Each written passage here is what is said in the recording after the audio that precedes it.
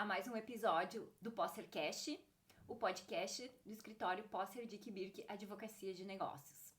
Os nossos podcasts têm como objetivo falar um pouco de direito, mas falar do direito aplicado aos negócios, do dia a dia que a gente vivencia, tentando trazer resultados efetivos para os nossos clientes.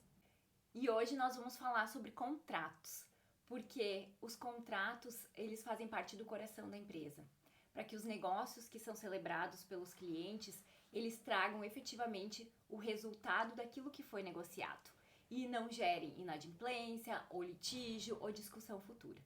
Então, hoje estamos aqui, eu, Jaqueline Hamster Dick, sou advogada, sócia do escritório, junto com a doutora Liliane, que é a nossa sócia que atua na área de contratos e ela também é expert em direito de proteção de dados e direitos autorais. Olá, para quem ainda não me conhece, então, a Jaque já me apresentou, sou sócia aqui do escritório e atuo no setor contratual.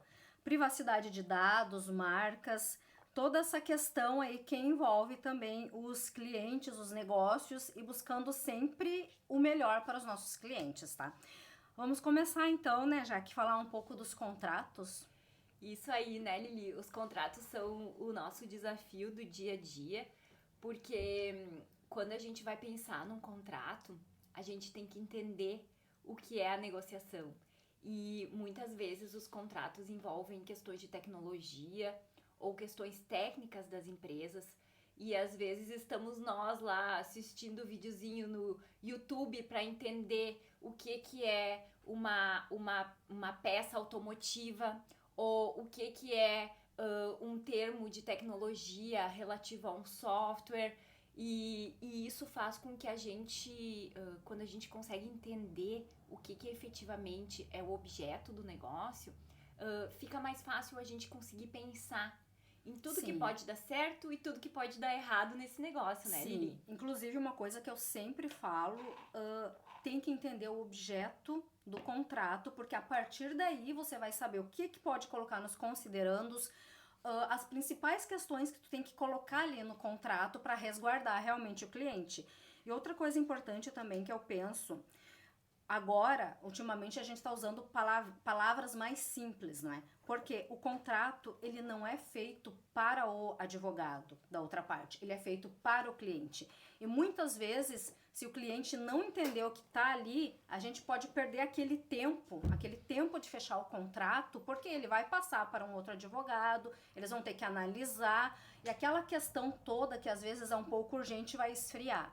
Então, entender o objeto do contrato é bem importante e também tentar escrever, colocar ali no contrato palavras mais fáceis de entender. Não falar de advogado para advogado ou de advogado para juiz. Até que para juiz é bom a gente colocar alguns termos, principalmente nos considerandos, não é? Como a Jaque falou, a gente atua muito com contratos do segmento da tecnologia, automobilístico. Tem muitos termos lá que muitas vezes, em especial, nos considerandos ou mesmo na definição dos termos, é importante colocar ali, para esclarecer, para o contrato ficar bem claro e transparente para todos entenderem. A Liliane sempre tem assim um pensamento de quando ela faz, né, os contratos que qualquer pessoa possa entender. E hoje a gente tem também, né, Lili, o desafio de que os contratos, eles não são mais os negócios com a tecnologia, com a vida online, os negócios viraram internacionais. Então, quando a gente faz um contrato, ele tem que estar de acordo com a legislação brasileira, mas ele já tem que ter uma linguagem, que é o que a gente percebe cada vez mais, uma linguagem internacional, uma linguagem universal. Os contratos, eles têm cada vez mais uma formatação e uma linguagem universal. Se eu estou contratando com uma empresa da China, se eu estou contratando com uma empresa dos Estados Unidos ou da Europa, a formatação e a linguagem, ela precisa ser entendida em todos os lugares. Sim. Mesmo que nem sempre os contratos tenham uma versão em uma dupla língua, né? Às vezes eles são celebrados sob a legislação brasileira, eles são celebrados aqui no Brasil, mas eles precisam ser compreendidos pela pessoa, pela parte que muitas vezes não é daqui. E isso é um Sim. desafio, né, E Liliane? o que eu vejo falando assim de contrato internacional?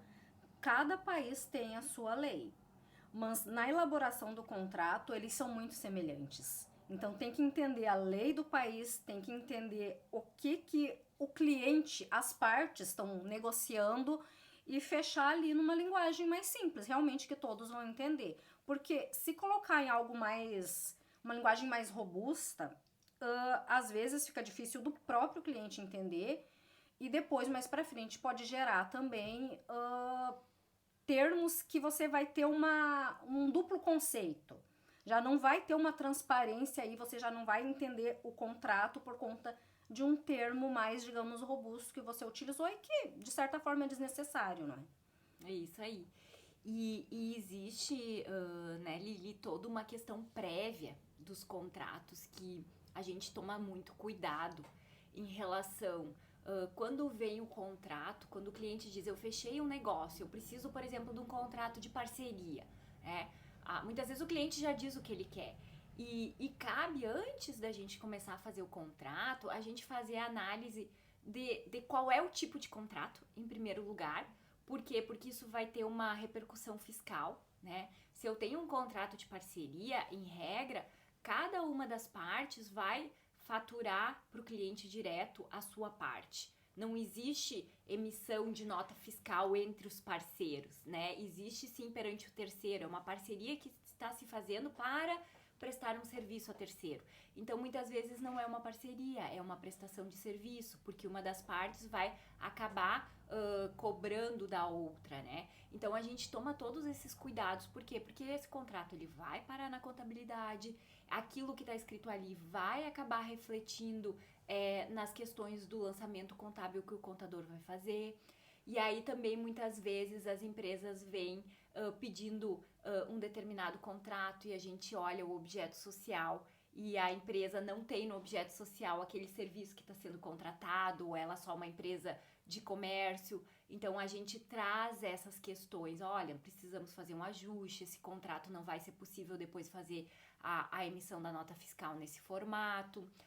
A gente olha quem são os sócios, né? Quando que essa empresa foi constituída. Essa é a diligência inicial, não é, que precisa para poder entender. Vai contratar com uma empresa? Tá, mas como que tá essa empresa? Perante a sociedade, perante os tribunais, até porque tem certidões negativas que a gente busca, se ela está sofrendo algum processo, o porquê, o que está acontecendo. Então, tem um risco ou não tem um risco contratar com essa empresa?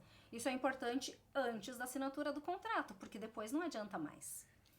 Eu me lembro, assim, de algumas situações em que a gente fazendo a due diligence encontrou lá que a empresa tinha uma série de ações trabalhistas, né? E aí, o que a empresa que estava sendo contratada para prestar o serviço, o que a gente diz pro cliente? Olha, essa empresa aqui, ela tem um passivo trabalhista e você que está contratando ela pode vir a ser demandado no futuro em razão de funcionários, porque já existe um histórico, né? De funcionários que vão prestar serviço pro seu negócio.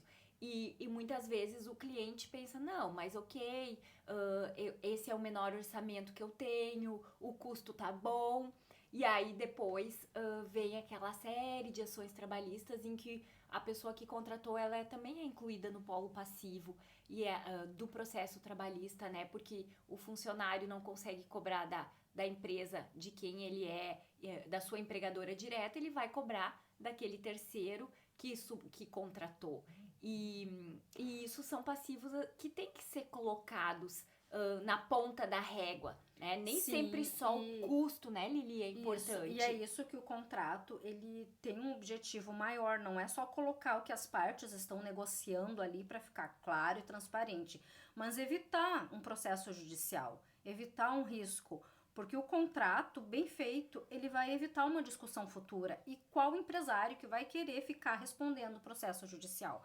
Não tem. Então, o contrato, a elaboração, saber o objeto, eu sempre volto para o objeto do contrato, porque, pelo menos do meu ponto de vista, daí a gente vai poder verificar tudo que precisa constar ali no contrato, resguardando o cliente em especial. Se o contrato é do ramo da tecnologia, Importante a gente entender os termos também. Talvez visitar a empresa ou o próprio empresário mostrar pra gente o que é, o que aquilo significa, o que é um VCU, por exemplo. Para que serve? A gente tendo esse entendimento, vai poder colocar de uma melhor forma no contrato. O que é? Explica pra nós, então, e nem eu Olha, sei. VCU tem relação com o motor de um veículo, tá? Interessante. Tem a questão, um controla o motor, outro controla todo o veículo. Isso aí eu já vou deixar um pouquinho para talvez um outro podcast explicar melhor. Para quem tiver interesse, é só falar, lança aí ideias que a gente vai e faz um podcast para vocês. E tem também nos provedores, né, os contratos que a gente faz bastante, que envolve SCM, SVA. Meu Deus, eu sofri bastante com isso, mas ainda bem que a gente tem a equipe tributária, né? A equipe tributária, questão de SVA, SCM, eles são top das galáxias, eles entendem tudo. Então, qualquer dúvida, a gente se conversa, mas foi bem difícil o início. Faz bastante tempo que a gente atua com provedores. Esse é um nicho específico aqui também do escritório, não é? E é importante a gente entender o trabalho que um provedor faz. Entender das leis também, porque agora falando um termo, tem os contratos típicos e os contratos não típicos, não é? Se tem uma lei que rege os contratos típicos, a gente tem que seguir o que está naquela lei. Não adianta tu pegar um contrato, eu vou fazer uma prestação de serviços, de repente tu vê, opa, o empresário falou que é uma prestação de serviços, mas isso aqui, na verdade, que ele está fazendo, esse objeto é de representação comercial. Tem uma lei que rege a representação comercial. Então tem que olhar todos os lados, porque se tem uma lei, aquilo tem que ser seguido, que é para evitar os riscos futuros para esse empresário. Voltando aos provedores, então, agora tem uma resolução que vai sair, vai começar, já saiu em 2023, vai ter um início de vigência em setembro agora de 2024. A gente tem que estar atualizado, tem aqueles termos, tem toda a questão da defesa dos consumidores, porque isso também é importante. Tem que estar atualizado, tem que ver o que a lei diz, se tem lei que rege, e vamos assim elaborando os contratos sempre da melhor forma possível, atentos às leis, às atualizações, às questões técnicas também. Não é só vamos sentar, fazer um contrato, pegar um modelinho ali no Google. É muito bom o modelo no Google, até ouvindo uma live que eu estava assistindo ontem. É muito bom para os advogados modelos do Google, porque daí a gente sabe que vai ter um processo adiante. Pega um modelinho ali, certamente vai ter uma discussão. Pois é, eu ia te perguntar até se tu usa inteligência artificial. Quem faz os teus contratos é tu ou é a inteligência artificial que faz pra ti? Conta pra nós aí o teu segredinho. Olha, sou eu. Eu uso a inteligência artificial, acho isso bem importante. É o futuro. Não adianta a gente dizer que a inteligência artificial vai chegar para atrapalhar. Não, ela é algo que tu vai usar a seu favor, tá? Por enquanto, eu ainda acho que é bem importante o conhecimento da lei, a gente ir lá e buscar e ver. Porque eu vou fazer vou elaborar um contrato através da inteligência artificial. Vai vir um contrato pronto, mas e aí? Esse contrato está certo?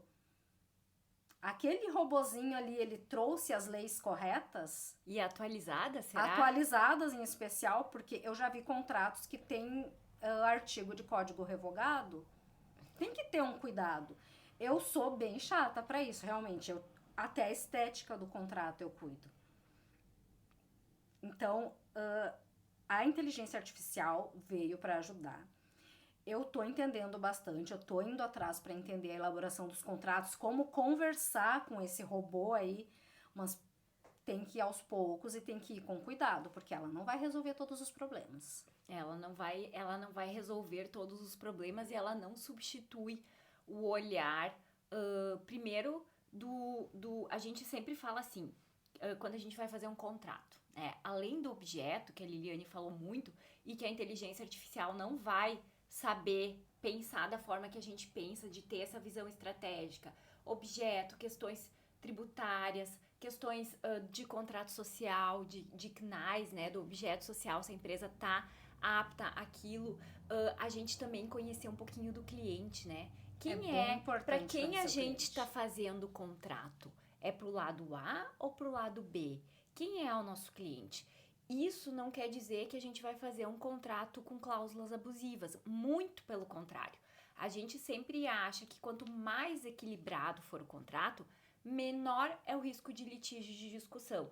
Então, às vezes, vem um contrato de adesão assim que é um absurdo, com termos totalmente abusivos. E o cliente diz assim, mas eu quero assinar esse contrato, esse negócio é importante para mim.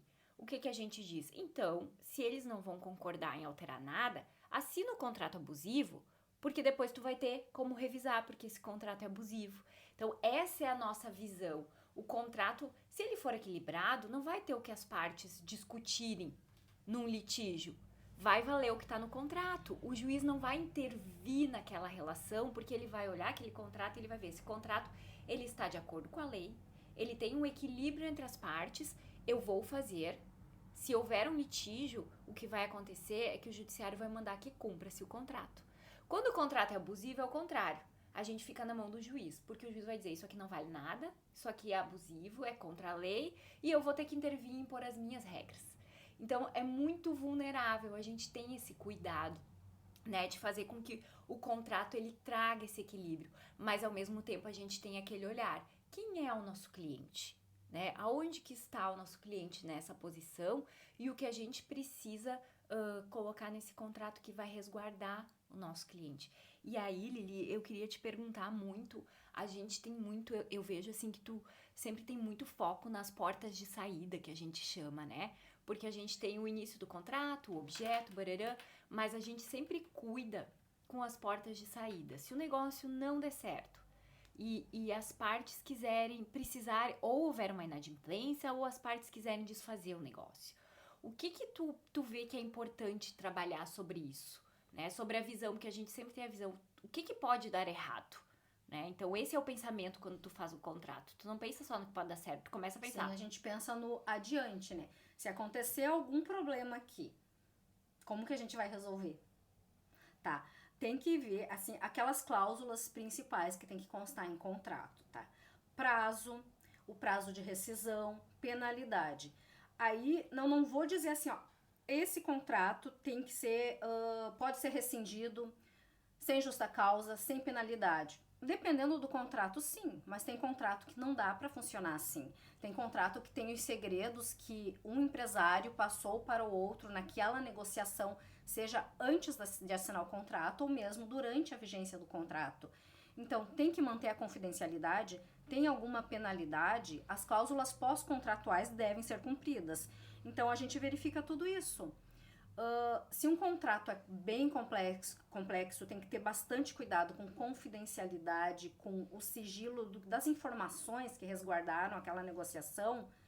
Provavelmente a gente coloca, provavelmente não, certamente a gente vai colocar uma penalidade em caso de quebra desse sigilo, tá? E essa penalidade é bem importante e não impede que o contrato seja desfeito. Não é isso, não é querer manter um contrato para sempre, mas ela vai resguardar a parte de, eu desfiz o contrato, ok, não deu certo, pode acontecer, mas a outra parte vai continuar observando as questões principais, as questões fundamentais e que ela recebeu, digamos assim, de um cliente, recebeu do nosso cliente, ela vai continuar observando aquilo ali e não vai poder usar em seu benefício ou em benefício de terceiros, porque ela vai estar quebrando uma cláusula pós-contratual, que também é importante nas questões de saída, nas questões de rompimento de um contrato. Eu me recordo, assim, que a gente tem muito desafio, às vezes, nos contratos de parceria, né? Em que as partes, cada uma entra com, às vezes, até se faz através de memorandos de entendimento, né? Então, uma parte entra com o desenvolvimento de uma tecnologia, às vezes de um software, ou às vezes de uma determinada tecnologia que vai ter direitos autorais, a outra parte entra com desenvolvimento comercial e aquilo se torna um negócio em que as partes não querem ser sócias. Cada um tem o seu negócio, mas eles em conjunto fazem o desenvolvimento de um projeto. E as cláusulas de porta de saída desse tipo de negócio são muito complexas, porque tu pensa assim, as partes dedicaram às vezes 2, 3, 4, 5 anos para um negócio, cada uma no seu escopo, e chegou num dado momento em que elas não querem mais manter essa parceria, né? Vão trilhar os seus caminhos. A gente precisa definir nesse contrato desde logo. Se esse contrato for rompido, de quem são os direitos autorais? De quem são, por exemplo, se for um software, de quem são os códigos fontes daquele software? Se tiver uma marca, quem vai ser o titular daquela marca? Se tiver a carteira de clientes que se formou, né? Quem vai receber os frutos? Porque muitas vezes o negócio vai continuar. Quem vai receber os frutos? Como a parte que sair da parceria vai ser remunerada por aquilo que ela trouxe? Então, são desafios que no dia a dia, para nós, são muito complexos. E esse tipo de situação, né, quando a gente começa a discutir com os clientes, o que vocês pensaram? E muitas vezes são até startups, né? Na maioria desse tipo de contrato, de co-desenvolvimento, são startups, são negócios que estão começando e que não se sabe o que vai acontecer no futuro. Então, para nós é bastante desafiador, e muitas vezes a pessoa, quando ela entra no negócio, ela nem tá pensando nisso. Geralmente não se pensa na porta de saída. É igual casamento, né? Esse é o trabalho nosso, né? Quando as pessoas casam, né, Lili, elas nunca pensam no divórcio. A gente, quando faz aqui o pacto antinupcial, a gente já tá pensando no depois. É igual o contrato. As pessoas fazem o contrato, elas não estão pensando na saída, mas a gente pensa. Essa é a nossa função, né? Sim, o nosso papel não é pensar no pior, mas é pensar em como proceder caso isso aconteça. Eu já vi, inclusive, um contrato que tá havendo discussão judicial, né? Mas e por que tá acontecendo isso? Porque lá no contrato tem questão de direitos autorais que poderia ser para qualquer uma das partes, mas nada disso foi definido no contrato. Aí, desfeito esse contrato, as partes estão brigando porque elas querem ter aquele direito autoral, cada uma para si. Como que vai se resolver agora? Um juiz? É uma terceira pessoa que vai decidir quem tem esse direito. Algo que já poderia estar definido no contrato, que evitaria toda essa discussão. Eu me recordo de uma situação que a gente fez, acho que foi um contrato que foi feito mais ou menos há uns 8 anos atrás, num cliente nosso de parceria, e tinha, inclusive, uso de marca, né? Sublicenciamento de marca. E foi um contrato, assim, que foi um desafio, porque era com uma empresa argentina, essa parceria, Sim, eu enfim. lembro. E aí, depois de 8 anos de parceria, eles precisaram desfazer a parceria. E aí, o nosso cliente estava muito preocupado, porque ele dizia, agora, tudo que a gente construiu, como é que vai ficar? E a gente pegou o contrato e lembra que lá, todas as dúvidas que o cliente queria saber, como que ia ficar, estava tudo previsto ali. E foi feito um distrato amigável, porque tudo estava previsto no contrato, como seria em caso de encerramento dessa relação comercial que foi estabelecida entre as partes. E isso são situações que nos trazem muita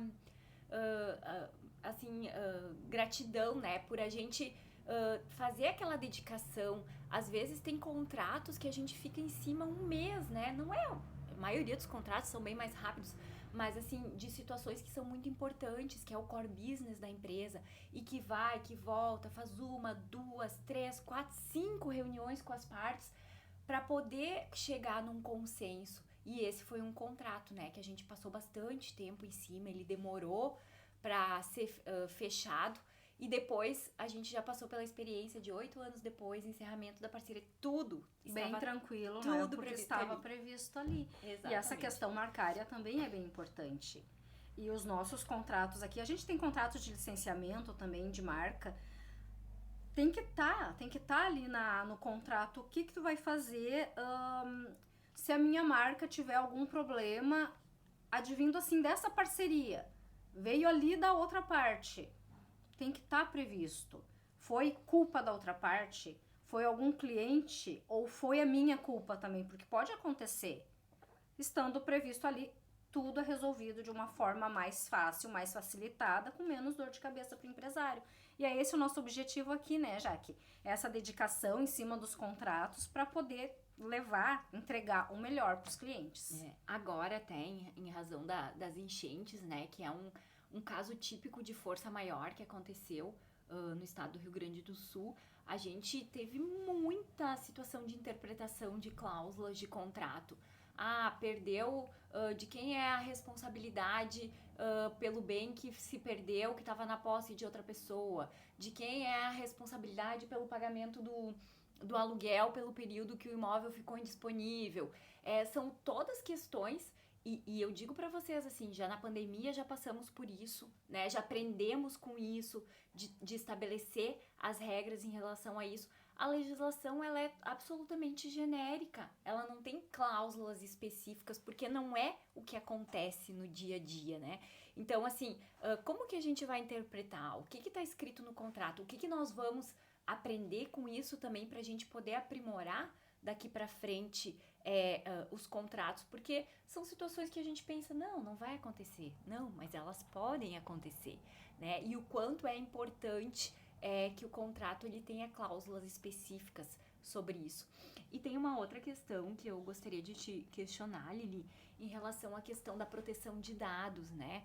A gente viu ali recentemente uma decisão aqui dos tribunais brasileiros impedindo algumas redes sociais de utilizar dados, né? E a gente sabe que com a inteligência artificial muita coisa também acontece. O que tu vê que é importante em relação aos contratos, né? Dessa questão de proteção de dados? Olha, uma coisa que eu aprendi bastante em um dos primeiros cursos que eu fiz, que foi com a Gabriela Glitz. Para mim, ela é a mestra da LGPD. Enfim, a adequação da LGPD em uma empresa é como se fosse um armário. Tem um monte de gavetinha ali. O empresário, às vezes, não vê que tem alguma coisa que está guardado na gaveta errada.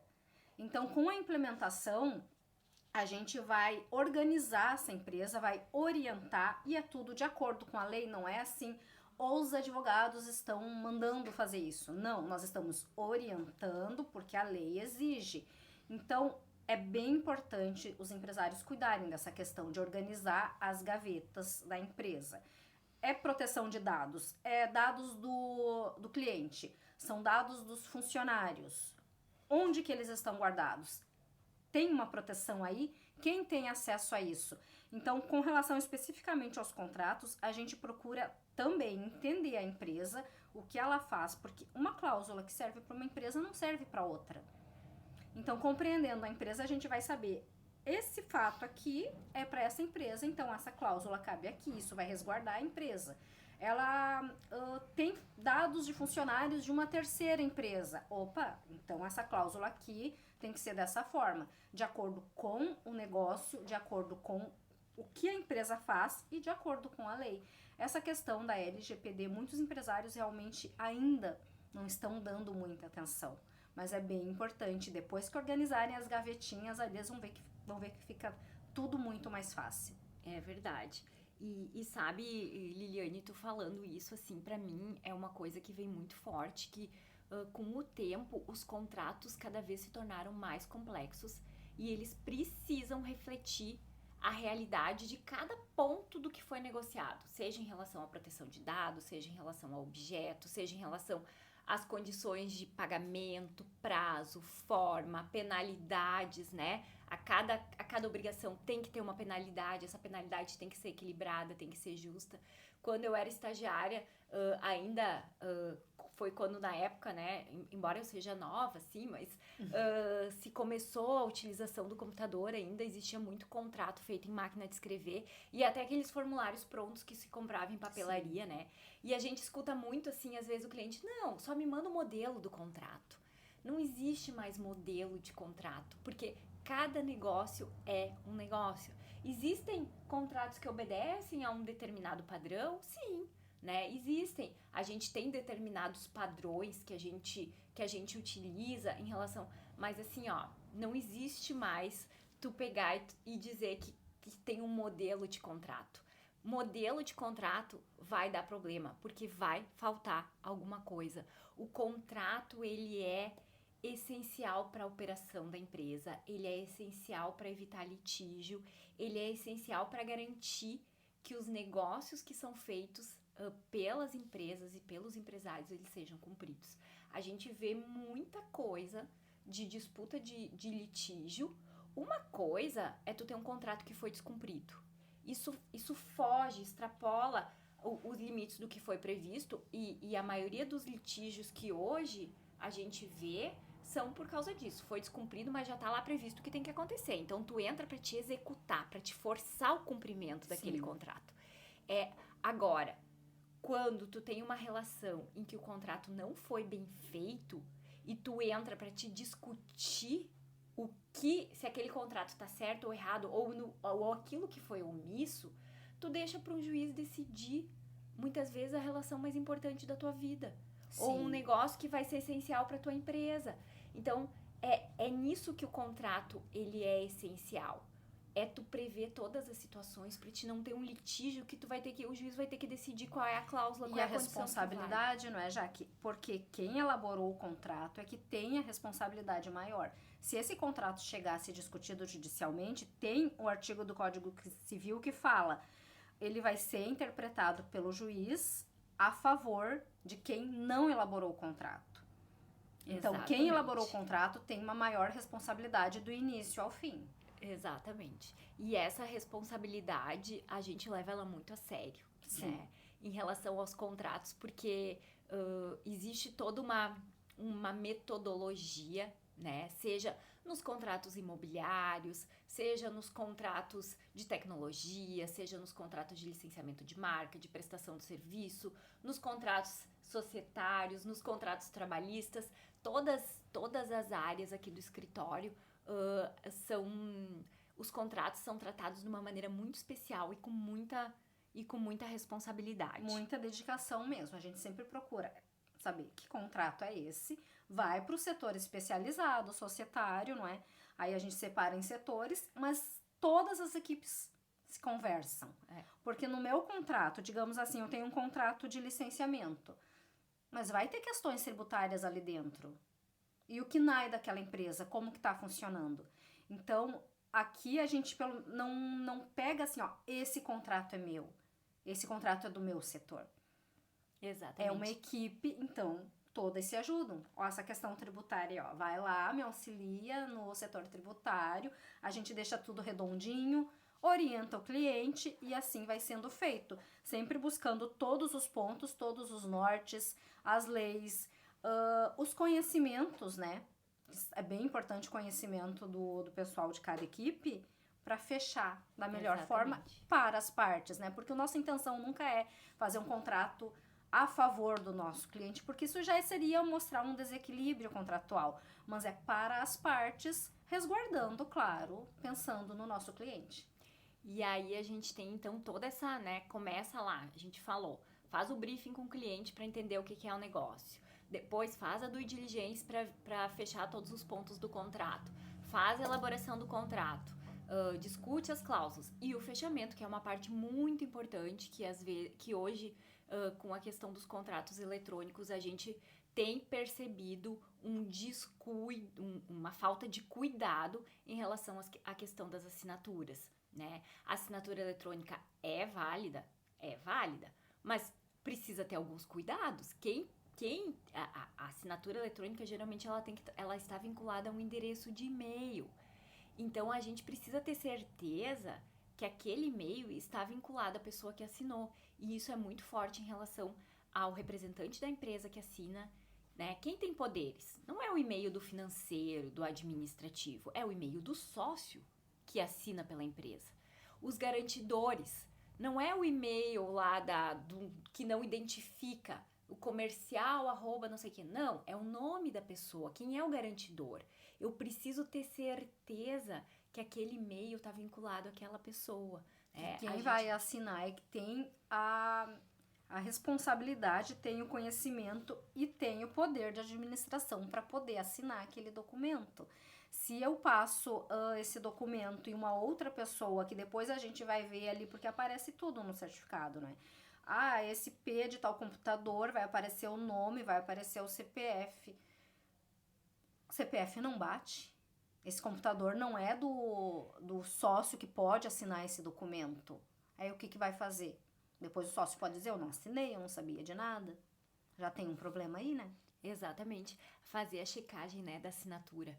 É bem importante. Depois que foi assinado, assim como quando os contratos eram assinados fisicamente, né, muitas vezes se levava no tabelionato para fazer o reconhecimento de firma, é importante que seja feita essa checagem. As plataformas, elas não são responsáveis por fazer a checagem de quem assinou. Isso é dever das partes que estão contratando. E a gente já tem muito contrato que às vezes vem para nós e a primeira coisa que a gente olha, aonde foi assinado, quem assinou. Esses tempos pegamos uma situação que o contrato tinha sido assinado por todas as partes, pelo mesmo IP. Ou seja, é evidente, uma única pessoa assinou o contrato por todo mundo, pela parte A, pela parte B e pelas testemunhas, pelos garantidores. Gente, é óbvio que essa assinatura foi fraudada. Então, são pequenos detalhes e desafios, né, que os contratos eletrônicos nos trazem no dia a dia. Então, o contrato, ele tem toda uma sequência, né? Ele inicia na due diligence e ele termina na checagem, não é nem na assinatura, é na checagem das assinaturas, né, Lili? Não é fácil, não é só vou fazer um contratinho, não. Tem muita coisa aí dentro que a gente tem que cuidar. É bem complexa a situação. É complexo, mas é gratificante. Eu adoro. E contrato eletrônico, então, pra mim, tudo que vem de mais moderno, eu gosto. Quando a gente se depara com uma situação que o cliente pergunta, e essa situação aconteceu isso, e a gente pega o contrato e a gente olha, tá previsto, tem que fazer isso, isso e isso. Pra nós tudo certinho ali, né? É muito gratificante. É bom, é bom. Bom, gente, então, a gente gostaria de agradecer essa oportunidade da gente falar de um tema que pra nós é tão bom, né, Lili? E dizer, assim, que é sempre um desafio fazer contrato, é muito desafiador, porque quando tu trabalha com processo judicial, tu já tem o problema. Quando tu trabalha com contrato, tu tem que imaginar, com muita criatividade, quais são os problemas que podem acontecer pra te colocar no contrato. E evitar o problema, né? Então, é uma área que nos traz muitos desafios, mas também muita possibilidade de conhecimento, de crescimento. E eu te agradeço, Lili, por topar esse desafio da gente conversar sobre esse assunto, né, que tu é uma expert nisso. E convido a todos para nos seguirem nas redes sociais, o nosso Instagram e também os nossos podcasts no canal do YouTube. E um abraço a todos. Eu agradeço também, muito bom essa conversa bem leve, não é? Mas eu vou lançar um desafio também. Se vocês querem saber de mais algum tema do setor contratual ou não, de marca, de LGPD, de qualquer setor aqui do escritório, não é, Jaque? Mandem as perguntas que daí a gente vai fazer um especial para vocês. Muito obrigada!